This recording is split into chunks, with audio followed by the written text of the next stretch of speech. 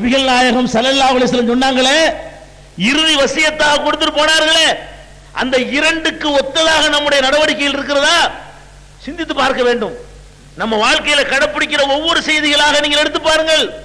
முஸ்லிம் என்று சொல்லிக் கொள்கிறோம், தர்காக்களை போய் வழிபடுகிறோம்.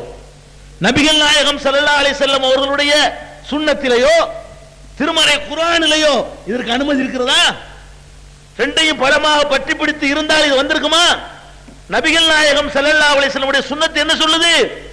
இடிச்சு தரமட்டமாக்குன்னு சொல்றாங்க பெருமானார் ஸல்லல்லாஹு அலைஹி வஸல்லம். மருமகன் அலி ரலியல்லாஹு அன்ஹு அவர்களை அழைத்து சொல்கிறார்கள், லா ததஹல் அல் கப்ர முஷ்ரிபன் இல்லா சவைதஹு, உயரமாக இருக்கிற எந்த சமாதியாக இருந்தாலும் தரைமட்டமாக்காமல் விடாதே என்கிறார்கள். நஹா ரசூலுல்லாஹி ஸல்லல்லாஹு அலைஹி வஸல்லம் யஜஸ்ஸல் குபூர், சமாதிகள் பூசப்படக்கூடாது, சமாதிகள் கட்டப்படக்கூடாது. அப்ப அதுல உரசுறோம், இது ரசூல் ஸல்லல்லாஹு அலைஹி வஸல்லம் கொண்டு வந்தது இல்ல. அதே மாதிரி முஸ்லிம் என்று சொல்லிக் கொள்கிறோம், தாயத்து போடுகிறோம். முஸ்லிம் என்று சொல்லுகிறோம், பேய்களை நம்புகிறோம்.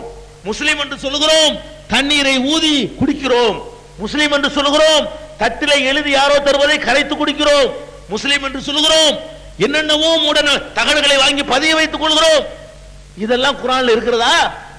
ரசூல் ஸல்லல்லாஹு அலைஹி வஸல்லம் விட்டுட்டு போனாங்களே, அறியாமை காலத்து பழக்க வழக்கத்தை எல்லாம் காலில் விட்டு மிதிச்சாங்களே, அந்த மிதித்த பழக்க வழக்கங்களை எல்லாம் எடுத்துக்கொண்டு நீங்கள் இஸ்லாமிய முத்திரையை குத்தி லேபிளை ஒட்டி நீங்கள் ஏமாந்து கொண்டிருக்கிறீர்கள். தாயத்துகளுக்கு நபிகள் நாயகத்தின் அனுமதி இல்லை. மன் தல்லக தமீமத்தன் ஃபகத் அஷ்ரக், யார் தாயத்தை தொங்க விடுகிறானோ அவன் இரண்டு இறைவனை நம்பி விட்டான், அல்லாஹ்வுக்கு இணை கற்பித்து விட்டான்ங்கறாங்க. தாயத்துக்கு அனுமதி இல்ல, தட்டுக்கு அனுமதி இல்ல, கரைச்சு குடிக்க அனுமதி இல்ல, நூல் முடிய அனுமதி இல்ல. இவற்றை எல்லாம் இஸ்லாத்தின் பெயரால நம்ம செஞ்சுக்கிட்டு இருக்கிறோம்.